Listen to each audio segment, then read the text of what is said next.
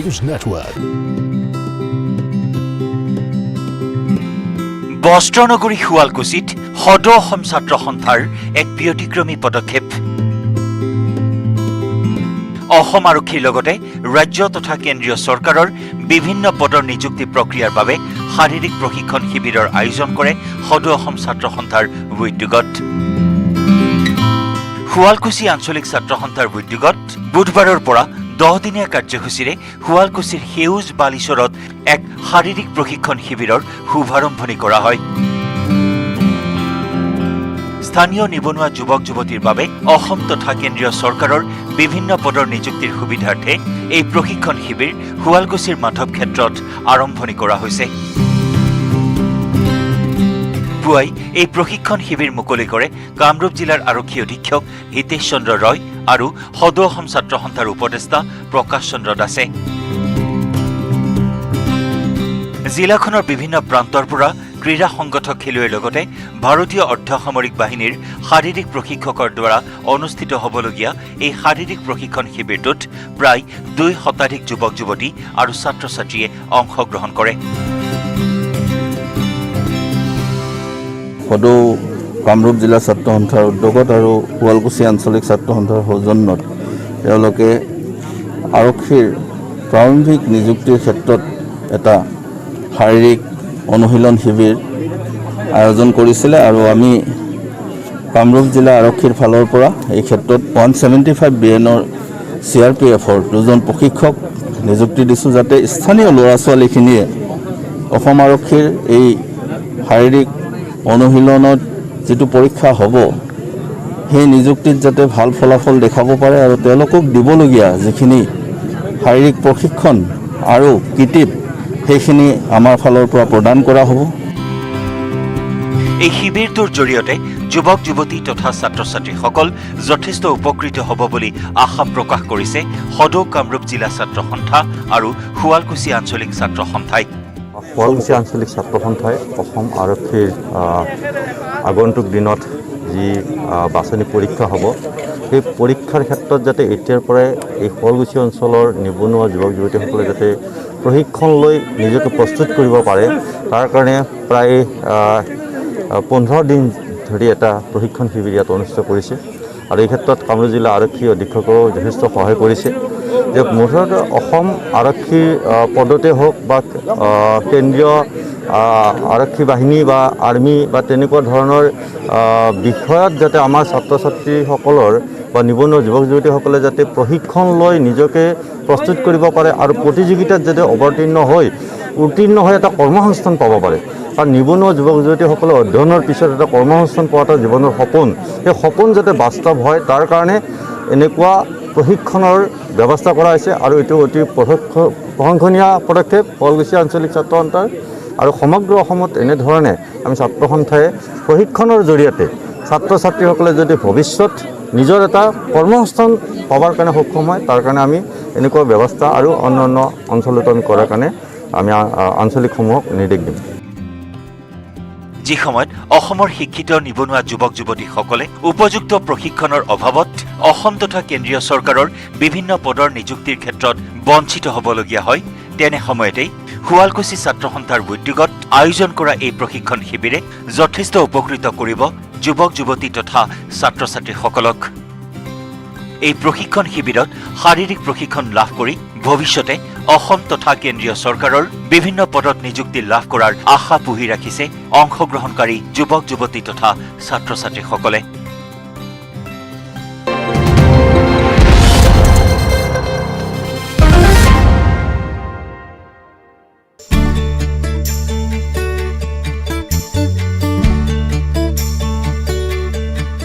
প্ৰথমবাৰৰ বাবে কাজিৰঙা ৰাষ্ট্ৰীয় উদ্যানে লাভ কৰিলে 10টাকৈ অত্যাধুনিক ছেটেলাইট মোবাইল ফোন। কাজিৰঙা ৰাষ্ট্ৰীয় উদ্যানত চোৰাং চিকাৰী ৰোধৰ লগতে বানৰ সময়ছোৱাত জৰুৰীকালীনভাৱে ব্যৱহৃত হ'ব এই ছেটেলাইট ফোন। যোৱা 27 মে'ত কাজিৰঙাত উপস্থিত হৈ মুখ্যমন্ত্ৰী ডক্টৰ হিমন্ত বিশ্ব শৰ্মাই বন বিভাগৰ লগত এক পৰ্যালোচনা বৈঠকত মিলিত হৈছিল। মুখ্যমন্ত্ৰীয়ে বন বিভাগৰ সৈতে অনুষ্ঠিত হোৱা এই বৈঠকতে কাজিৰঙা ৰাষ্ট্ৰীয় উদ্যানৰ সুবিধা হোৱাকৈ অত্যাধুনিক অস্ত্ৰ শস্ত্ৰৰ লগতে 10টাকৈ ছেটেলাইট ফোন প্ৰদান কৰাৰ কথাও ঘোষণা কৰিছিল। মুখ্যমন্ত্ৰীগৰাকীৰ ঘোষণাৰ 3 মাহৰ পিছতে মঙলবাৰৰ দিনটোত ৰাজ্য চৰকাৰৰ মুখ্য সচিব জিষ্ণু বৰুৱাই কাজিৰঙা ৰাষ্ট্ৰীয় উদ্যানৰ সঞ্চালক পি শিৱকুমাৰৰ হাতত অৰ্পণ কৰিলে 10টাকৈ ছেটেলাইট ফোন। কাজিৰঙাৰ সঞ্চালকগৰাকীয়ে জানিবলৈ দিয়া মতে পূৰ্বতে কাজিৰঙা ৰাষ্ট্ৰীয় উদ্যানত নাছিল ছেটেলাইট ফোন। মোবাইল নেটৱৰ্ক নোপোৱা বা ৱায়াৰলেছে কাম নকৰাৰ বহু অঞ্চলত বনকৰ্মীসকলৰ সৈতে যোগাযোগৰ ক্ষেত্ৰত পূৰ্বতে বহু অসুবিধাৰ সৃষ্টি হৈছিল। কিন্তু বৰ্তমান ৰাষ্ট্ৰীয় উদ্যানখনৰ অন্তৰ্ভাগৰ বহু অঞ্চলত অত্যাধুনিক ছেটেলাইট ফোনৰ যোগেদি বনকৰ্মীসকলে প্ৰতি মুহূৰ্তৰ খবৰ আদান প্ৰদান কৰাৰ লগতে চোৰাং চিকাৰী ৰোধৰ ক্ষেত্ৰত এই ফোন হৈ পৰিব অতিকৈ জৰুৰী। যোৱাকালি আমাৰ মাননীয় চিফ সেক্ৰেটাৰী মহোদয় আমাক 10টা satellite phone Kaziranga national park and tiger reserve কাৰ্যক্ৰমে দিয়া হয়েছে after our honourable chief minister instruction. আমাৰ মাননীয় মুখ্যমন্ত্ৰী মহোদয় যোৱা মে মাহৰ 27 মানে কাজিৰঙা আহিছিল। তেতিয়া Kaziranga related flood preparedness review meeting কৰা হৈছিল। তাতে এইটা ইস্যু কৰা হৈছিল মেইনলি আমাৰ কাজিৰঙাৰ মেইনলি আমাৰ তো ব্ৰহ্মপুত্ৰ নদী এৰিয়া তাকাৰ কেম্পবিলাক মানে তো মোবাইল কানেক্টিভিটি নাই আৰ আমাৰ ওয়্যাৰলেস সিস্টেম আছে তাৰ পৰা भी মানে তো রেগুলার কানেক্টিভিটি মানে নাথাকে। তো এইটো ইস্যু মানে তো সারাক নলেজত আনা হয়েছে। ফির সারা এইটো ডাইরেকশন দিয়া হয়েছিল কোনটো কেম্পবিলাকত মানে তো ওয়্যারলেস আর মোবাইল টাওয়ার নাই এইবিলাক কেম্পত মানে তো স্যাটেলাইট ফোন দিব কাৰণে নিৰ্দেশ দিয়া হৈছিল। এইটো হিচাপে যোৱাকালি আমাৰ Assam state disaster management authority আমাক 10টা স্যাটেলাইট ফোন দিয়া হৈছিল।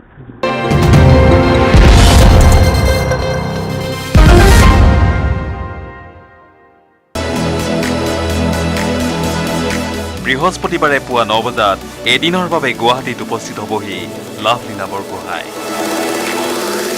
টকিঅ' অলিম্পিক গেমছত ইতিহাস সৃষ্টি কৰা লাভলীনা বৰগোহাঁইক বৰঝাৰ বিমানবন্দৰত ৰেড কাৰ্পেট দিয়া দৌৰিব স্বয়ং মুখ্যমন্ত্ৰী হিমন্ত বিশ্ব শৰ্মা আৰু ক্ৰীড়া মন্ত্ৰী বিমল বৰাই। বিয়লি 3 বজাত শ্ৰীমন্ত শংকৰদেৱ কলাক্ষেত্ৰত চৰকাৰে লাভলীনাক জনাব সম্বৰ্ধনা। নিউজ 18ৰ আগত এই কথা সদৰি কৰিলে অসম অলিম্পিক সন্থাৰ সাধাৰণ সম্পাদক লক্ষ্য কোঁৱৰে। বিমানবন্দৰত মাননীয় মুখ্যমন্ত্ৰী ডাঙৰীয়া, মাননীয় ক্ৰীড়ামন্ত্ৰী ডাঙৰীয়া, কেইবাগৰাকী আন্তঃৰাষ্ট্ৰীয় বক্সাৰ, ক্ৰীড়া সংগঠক সকলে তেওঁক আদৰণি জনাব আৰু পৰৱৰ্তী পৰ্যায়ত তেওঁ আহি জিৰণি লোৱাৰ পাছত বিয়লি 3 বজাত শ্ৰীমন্ত শংকৰদেৱ কলাক্ষেত্ৰত ৰাজ্যিক পৰ্যায়ৰ আদৰণি অনুষ্ঠানটো অনুষ্ঠিত হ'ব। কোভিড প্ৰটকলৰ বাবে লাভলীনা বৰগোহাঁইৰ বৰঝাৰৰ পৰা দিছপুৰলৈ শোভাযাত্ৰা কাৰ্যসূচী বাতিল কৰিছে ৰাজ্য চৰকাৰে। আমি কোনো ধৰণৰ ৰিস্ক ল'ব নোৱাৰোঁ, যথেষ্ট প্ৰত্যাহ্বান আছে। সেয়ে সকলোৱে মনৰ পৰাই তেখেতক আদৰণি জনাওক। আমি কোভিড প্ৰটকলৰ বাবেই জনসমাগমৰ পৰা কিছু দূৰৈত ৰাখিব বিচাৰিছোঁ। কেৱল মাত্ৰ চৰকাৰী মূল অনুষ্ঠানটো ৰাতিলৈ মানে মহামহিম ৰাজ্যপালৰ আদৰণি, তেখেতৰ ব্যক্তিগত যে আদৰণি অনুষ্ঠান। অসমৰ দুগৰাকী বক্সাৰে বিগত 3বাৰৰ অলিম্পিক গেমছত অসমৰ পৰা প্ৰতিনিধিত্ব কৰাত সুখী অনুভৱ কৰিছে বক্সিং ইণ্ডিয়াৰ সচিব প্ৰধান হেমন্ত কলিতাই। আমি অত্যন্ত আমাৰ বক্সাৰসকলক লৈ গৌৰৱান্বিত। অসম বক্সিং সন্থা আমাৰ শিৱা থাপাৰ পৰা আৰম্ভ কৰি শিৱা থাপা 2বাৰকৈ, এবাৰ লাভলীনাই কৰিলে, কণ্টিনিউৱাছলি 3বাৰ আমাৰ বক্সাৰে আমাক গৌৰৱান্বিত কৰি আহিছে অসম বক্সিং সন্থাক। তো গোটেই ক্ৰেডিটটো আমি বক্সাৰকে দিছোঁ। তেওঁলোকৰ নিজৰ কষ্টৰ ফলত আজি 3টাকৈ অলিম্পিকত অসমৰ বক্সাৰে প্ৰতিনিধিত্ব কৰিছে দেশক। ইফালে বুধবাৰে প্ৰাক্তন মুখ্যমন্ত্ৰী তথা কেন্দ্ৰীয় মন্ত্ৰী সৰ্বানন্দ সোণোৱালৰ দিল্লীৰ বাহৰত এসাঁজ অসমীয়া খাদ্যৰে আপ্যায়িত হয় লাভলীনা বৰগোহাঁই।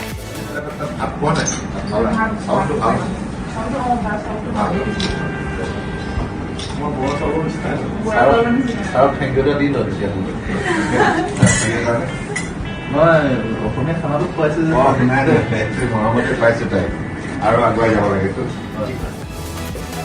বৃহস্পতিবাৰে নিশা লাভলীনাৰ সৈতে অসম বক্সিঙৰ কৰ্মকৰ্তাই নৈশ আহাৰ গ্ৰহণ কৰিব। শুকুৰবাৰে পুৱা সংবাদ মাধ্যমক সম্বোধন কৰি পুনৰ উৰা মাৰিব নতুন দিল্লীলৈ। নতুন দিল্লীত লাভলীনা বৰগোহাঁইয়ে ৰাষ্ট্ৰপতি ৰামনাথ কোবিন্দ আৰু প্ৰধানমন্ত্ৰী নৰেন্দ্ৰ মোদীৰ কাৰ্যসূচীত অংশগ্ৰহণ কৰিব। বিপুল বৰ্মনৰ report, news 18 Assam north east. निर्माण पावर स्वैग चल शुरू हो जा माय टर्न कर दे सब कुछ ऑन ट्रैक स्ट्रॉन्ग।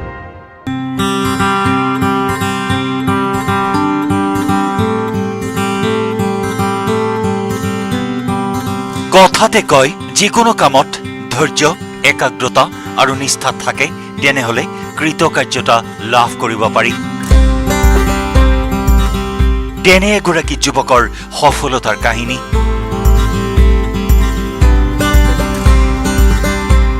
$10,000 টকা মূলধনেৰে নাৰ্চাৰীৰ ব্যৱসায় আৰম্ভ কৰা এই নাৰ্চাৰীত এতিয়া 15 লাখ টকাৰ বিভিন্ন ধৰণৰ গছপুলি মজুত আছে।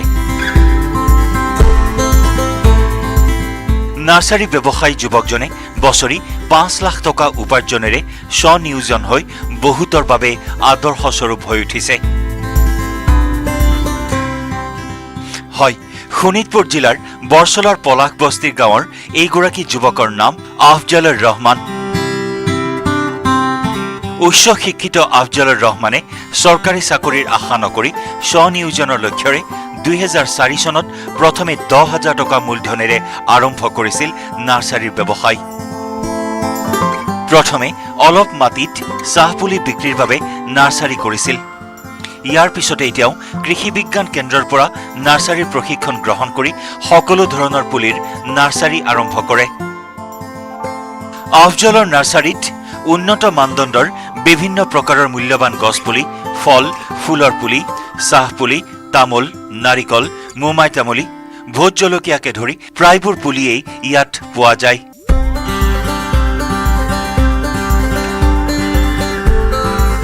আফজলে নাৰ্চাৰীখনত নিজ হাতে কামে জড়িত হৈ ইয়াৰ দ্বাৰা লাভৰ মুখ দেখিবলৈ সক্ষম হৈছে। গুৱাহাটী কৃষি বিজ্ঞান কেন্দ্ৰ, যোৰহাট কৃষি বিজ্ঞান কেন্দ্ৰত নাৰ্চাৰীৰ বিষয়ে প্ৰশিক্ষণপ্ৰাপ্ত আফজলৰে তেওঁৰ নাৰ্চাৰীখনক অঞ্চলটোৰ এক পৰিচিত নাৰ্চাৰী হিচাপে গঢ় দিবলৈ সক্ষম হৈছে। নাৰ্চাৰীখনৰ পৰা বছৰি তেওঁ 5 লাখ টকা উপাৰ্জন কৰে।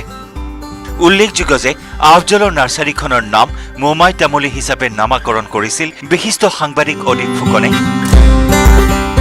নাৰ্চাৰীখনত বিগত কেইবছৰ পূৰ্বে পৰিদৰ্শন কৰি ইয়াৰ পৰিৱেশ দেখি অভিভূত হোৱাৰ লগতে মোমাই তামুলী পুলিৰ বাবে নাৰ্চাৰীখনৰ নাম মোমাই তামুলী হিচাপে নামাকৰণ কৰিছিল। আফজলৰ মোমাই তামুলী নাৰ্চাৰীয়ে বৃহত্তৰ অঞ্চলটোত এক সুকীয়া স্থান দখল কৰিছে। মোমাই তামুলী নাৰ্চাৰীৰ বিভিন্ন ধানৰ পুলি শোণিতপুৰ, ওদালগুৰি, দৰং, বিশ্বনাথ আদি জিলাসমূহলৈও যায় বুলি জানিবলৈ দিছে। মোহাম্মদ আফজালুৰ ৰহমান, মোৰ ঘৰ শোণিতপুৰ জিলাৰ বৰচলা সমষ্টিৰ পলাশবস্তি পথাৰ গাঁৱৰ বাসিন্দা হওঁ। মই 2004 চনত এই নাৰ্চাৰী ব্যৱসায়ৰ লগত জড়িত হ'লোঁ। যেতিয়া মই কোনো চাকৰি বাকৰি তেনেকুৱা বহুত চেষ্টা কৰিছিলোঁ যদিও পোৱা নাই। তাৰপিছত মই খুব কম টকাৰে, কেৱল মাত্ৰ প্ৰথম অৱস্থাত 10,000 টকাৰে মই এই নাৰ্চাৰী ব্যৱসায় আৰম্ভ কৰিছিলোঁ 2004 চনত।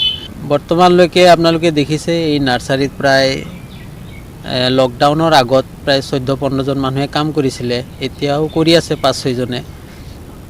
আৰু এই নাৰ্চাৰীত বিশেষকৈ আপোনাৰ হৰ্টিকালচাৰৰ যে চিডলেছ লিচি, বম্বেয়া লিচি, তেজপুৰ লিচি, এইবিলাক বিভিন্ন ভাল ধৰণৰ লেচু পুলি পোৱা যায়। নাৰ্চাৰী ব্যৱসায়ত যুৱকজনে বছৰি 5 লাখ টকা উপাৰ্জন কৰি আত্মনিৰ্ভৰশীল হোৱাৰ লগতে ইয়াত 20 জন লোকক সংস্থাপন দিবলৈ সক্ষম হৈছে। চৰকাৰী চাকৰিৰ আশাত বহি নাথাকি নাৰ্চাৰী ব্যৱসায়ত লাভৰ মুখ দেখিছে যুৱকজনে। কৰ্ম সংস্থাপনৰ বাবে হাহাকাৰ কৰা বহু যুৱক যুৱতীৰ বাবে এই যুৱকজন এতিয়া আদৰ্শস্বৰূপ হৈ উঠিছে। নাৰ্চাৰীৰ ব্যৱসায় সম্প্ৰতি এক লাভজনক ব্যৱসায় বুলি উল্লেখ কৰে আফজলৰে। ইপিনে কোভিড পৰিস্থিতিয়ে নাৰ্চাৰী ব্যৱসায়তো প্ৰভাৱ পেলাইছে বুলি যুৱকজনে জানিবলৈ দিয়ে। কোভিড পৰিস্থিতিৰ বাবে উপাৰ্জনৰ পৰিমাণ যথেষ্ট হ্ৰাস পাইছে যদিও হতাশ নহৈ উদ্যমেৰে নাৰ্চাৰী ব্যৱসায়ত নিয়োজিত হৈছে আফজলৰ ৰহমান।